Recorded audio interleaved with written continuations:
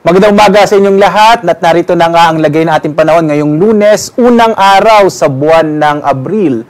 Sa ating latest satellite images, makikita ho natin na easterlies o yung hangin nagmumula sa karagatang Pasipiko ang nakakaapekto partikular na dito sa may bahagi ng Southern Luzon, Visayas at Mindanao. Samantala, yung ridge o ito yung bahagi ng high pressure area ang nakakaapekto dito sa may silangang bahagi ng Northern and Central Luzon.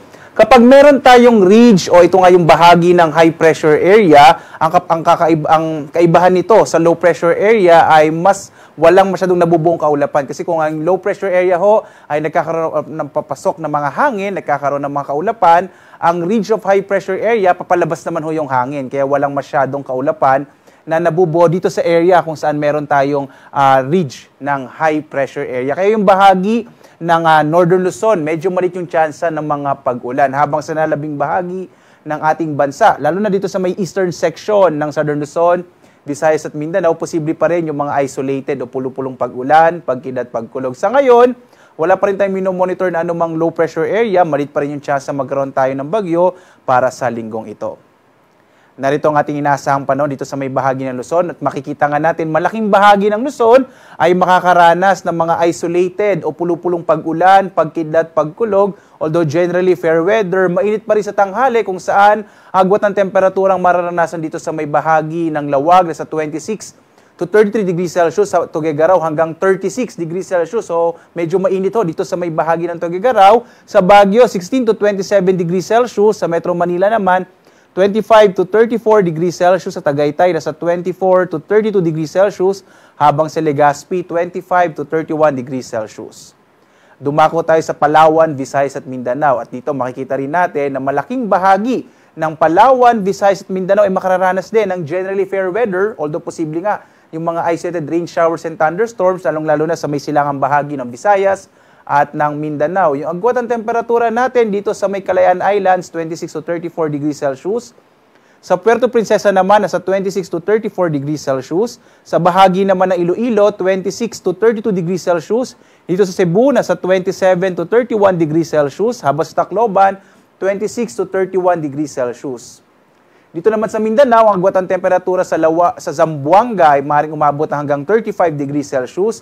Sa Cagayan de Oro City, nasa hanggang 31 degrees Celsius, habang sa Davao, 24 to 34 degrees Celsius. Para naman sa mga kababayan natin na maglalakbay, lalo na yung mga tatawid ng karagatan, sa ngayon, wala pa rin tayong nakataas sa gale warning, kaya ligtas namang pumalaot yung mga sasakyang pandagat at malilit na mga bangka.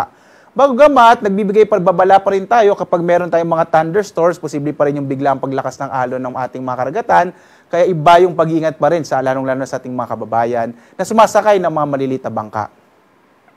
Narito naman ating nasa ang panahon sa mga susunod na araw.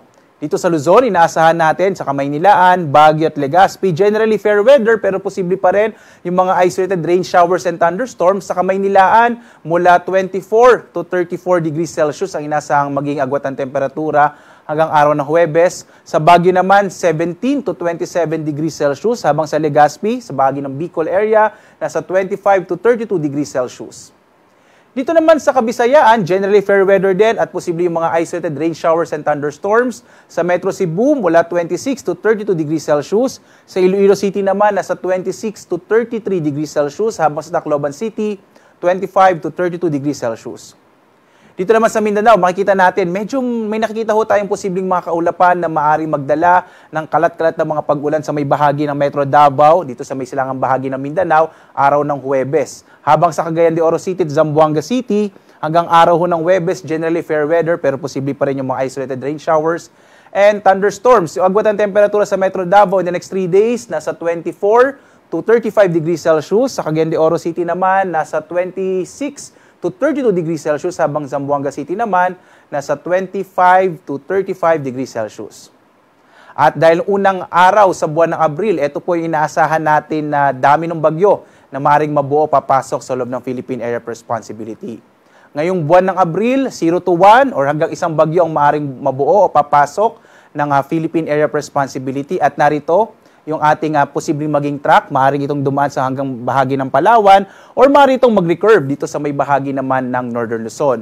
Alam niyo po, sa loob ng isang taon, kadalasan po or base sa ating mga average na number ng tropical cyclone, yung March at April, yun po yung medyo pinakakaunting mga bagyo yung nabubuo pumapasok sa loob ng Philippine Area of Responsibility. So muli, ngayong buwan ng Abril, hanggang isang bagyo ang maaaring mabuo o papasok ng Philippine Area of Responsibility. Bagamat base sa ating pinakauling datos din, ngayong linggo wala pa tayong nakikitang mabubuong bagyo sa loob ng PAR. At yung araw naman natin sisikat, ganap na 5:52 na umaga at lulubog, ganap na 6:08 ng gabi. Sundan pa rin tayo sa ating iba't ibang mga social media platforms sa X, Facebook at YouTube at sa ating website pag-asa.doc.gov.ph. Dito natin pinalalabas yung mga impormasyon natin. Lalong-lalo na kapag meron tayong mga thunderstorm advisories, kapag meron tayong mga rainfall information, sundan po tayo sa ating mga social media platforms.